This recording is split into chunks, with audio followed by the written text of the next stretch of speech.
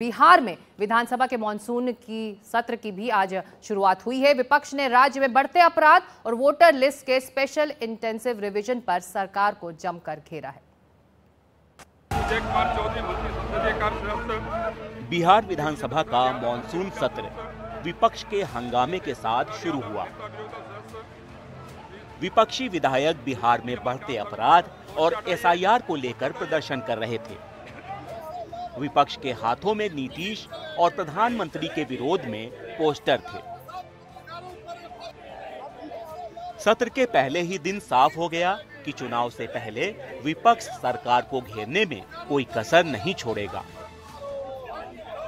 जैसा अंदाजा था, तेजस्वी यादव ने एसआईआर को मुद्दा बनाते हुए सरकार पर हमला किया। बिहार के डिप्टी सीएम सम्राट चौधरी ने तेजस्वी पर पलटवार किया। हर जगह हमारे गरीबों को वंचित ना किया जाए वोट के अधिकार से, उनका अस्तित्व ना मिटाया जाए, इसलिए हम लोग ये लड़ाई लड़ेंगे।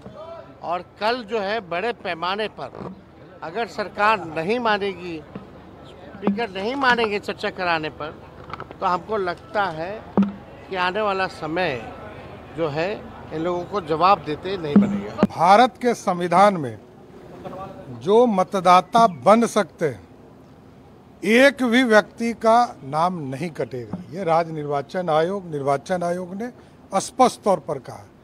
अब ये लोग सिर्फ नाटक करने वाले लोग हैं, घरियाली आंसू बहाने वाले लोग हैं।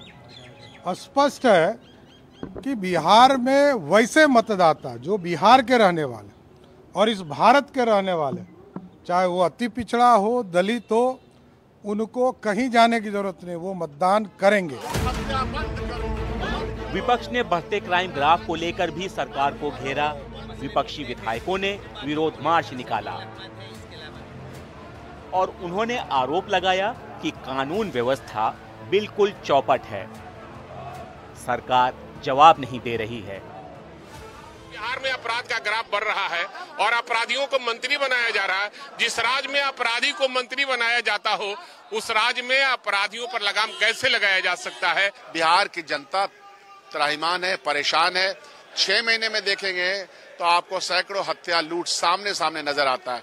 ये सरकार नहीं चला पा रहे हैं, इसलिए इन लोग अब गद्दी छोड़ के महागठबंधन को दे दें।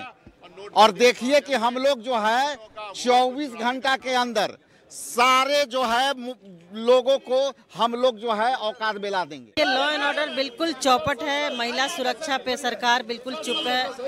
यहाँ पर समाज प्रशासनिक भ्रष्टाचार चरम पे है। सबसे दिलचस्प सुझाव पूर्व मुख्यमंत्री राबड़ी देवी ने दिया। उनका कहना है कि अगर नीतीश कुमार से बिहार संभल नहीं रहा है तो वे इस्तीफा दें और अपने बेटे को सीएम बनाएं। लॉ एंड ऑर्डर ठीक नहीं है। बिहार के लॉ एंड ऑर्डर ठीक नहीं है। अपराध बढ़ा हुआ है और देश भर में और बिहार में ज्यादा, खासकर बिहार में ज्यादा हो रहा है। नीतीश कुमार से संभार नहीं खा रहा है। नीतीश कुमार जी हैं, गृह मंत्री हैं, मुख्यमंत्री भी है, गृह मंत्री भी है, उनको संभार नहीं खा रहा है। तो उनको तो यहाँ देखो ना मैडम, इस्तीफा देना चाहिए सीएम को। इस्तीफा दें चाहे ना दें, वो अपना बेटा के बनावे, बेटा के बना दे, बेटा के बना दे। जब अब हम नहीं बोलेंगे, पूर्व महिला मुख्यमंत्री हैं, उनके पति अदालत से घोषित हैं आर्थिक अपराधी, वो राष्ट्रीय अध्यक्ष के पद को सुशोभित कर सकते हैं।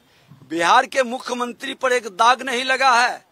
ये पूरे बिहार के दौरा हर जिले प्रगति यात्रा में किए, विकास की गति की समीक्षा कर रहे हैं और इनको रिटायरमेंट लेना चाहिए, लेकिन उनके पति और उनको सत्ता और सरकार में बने रहने के लिए भागीदारी करनी चाहिए। कैसा दोहरा विचार, ये दोहरी मानसिकता, करनी कथनी एक करनी चाहिए, दो भाषा बिहार की जनता नहीं स्वीकारता है। विधानसभा की कार्रवाई मंगलवार 11 बजे तक के लिए स्थगित कर दी गई।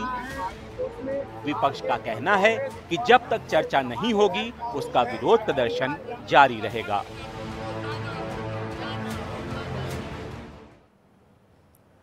और इस बीच बिहार चुनाव के लिए बीजेपी ने अपनी रणनीति तैयार कर ली है। उन रणनीतियों को अंजाम देने तक पहुंचाने के लिए जिम्मेदारी दी गई है अमित शाह को। सूत्रों की माने तो अमित शाह बीजेपी की रणनीति की अगुवाई करने वाले हैं। वो मॉनसून सत्र के बाद बिहार जाएंगे और संगठन की मजबूती और तैनाती की भी वो समीक्षा करने वाले हैं। बीजेपी ने बिहार को 6 जोन में बांटने का फैसला किया है। अपनी रणनीति के तहत संभागों को जोड़कर अब जोन बनाए गए हैं, ऐसा बीजेपी ने फैसला किया है।